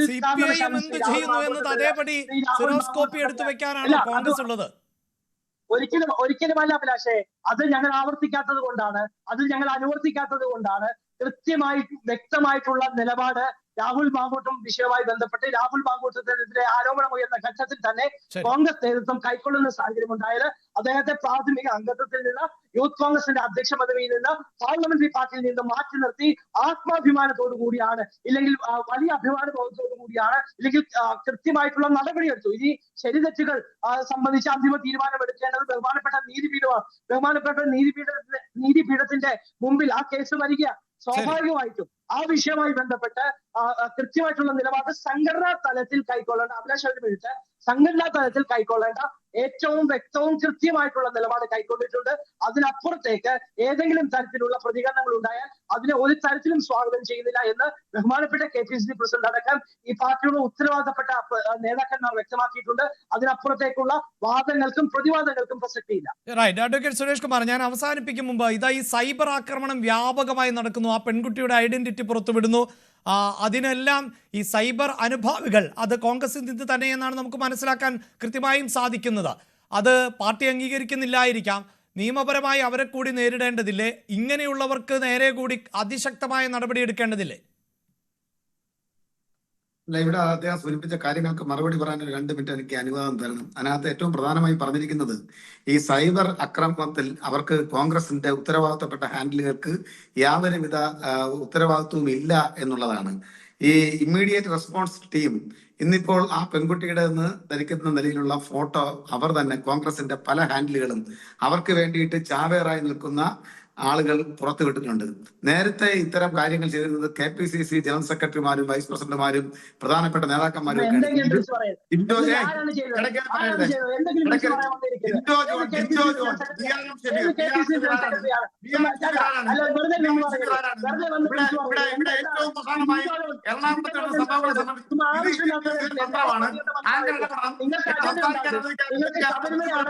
സുപ്രധാനമായിട്ടുള്ള വിഷയങ്ങൾ ഇവിടെ പാലക്കാട് നിങ്ങൾ കോൺഗ്രസിൽ നിന്ന് പുറത്താക്കിയെന്ന് പറയുന്ന ആളുടെ പാലക്കാട് പാരമ്പര്യം നിങ്ങൾക്കുള്ളതാണ്. സത്യസന്ധമായ സ്ഥാപനങ്ങളിലെ നിങ്ങളാണ്.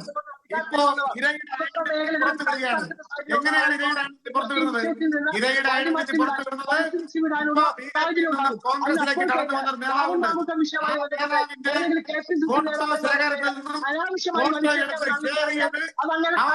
ശരി ശരി, നമ്മൾ ചർച്ചയുടെ അവസാന നിമിഷത്തിലൂടെയാണ് കടന്നു പോകുന്നത്. അതുകൊണ്ടാണ് എനിക്ക് ഇടപെടേണ്ടതായി വരുന്നത്. നമ്മൾ അങ്ങനെ ഒരുപാട് ചരിത്രം ചെയ്യാൻ സമയമില്ലാത്തത് കൊണ്ട് കൂടിയാണ്. നേരെ കേരളത്തിലെ പ്രതിപക്ഷ നേതാവിനെ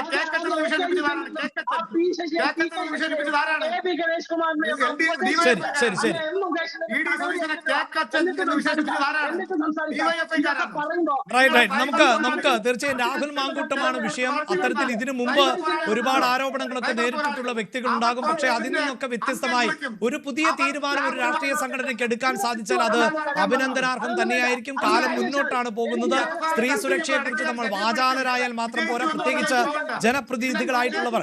എന്തായാലും MLA സ്ഥാനം രാഹുൽ മാങ്കൂട്ടത്തിൽ രാജിവെക്കണോ എന്നതായിരുന്നു ഓൺലൈൻ വഴിയുള്ള ചോദ്യം. അതിന് 32% പ്രേക്ഷകർ ആണ് രാജിവെക്കണമെന്ന് ആവശ്യപ്പെടുന്നത്. 66% പ്രേക്ഷകരും ഓൺലൈനിലൂടെ പറയുന്നത് രാജിവെക്കേണ്ട സാഹചര്യം ഇല്ല എന്നുള്ളതാണ്. പ്രത്യേകിച്ച് നിലപാടൊന്നും വ്യക്തമാക്കാത്തവർ 2%. പ്രൈം ഡിബേറ്റ് പൂർണ്ണമാകുന്നു. നമസ്കാരം. എല്ലാ അതിഥികൾക്കും നന്ദി.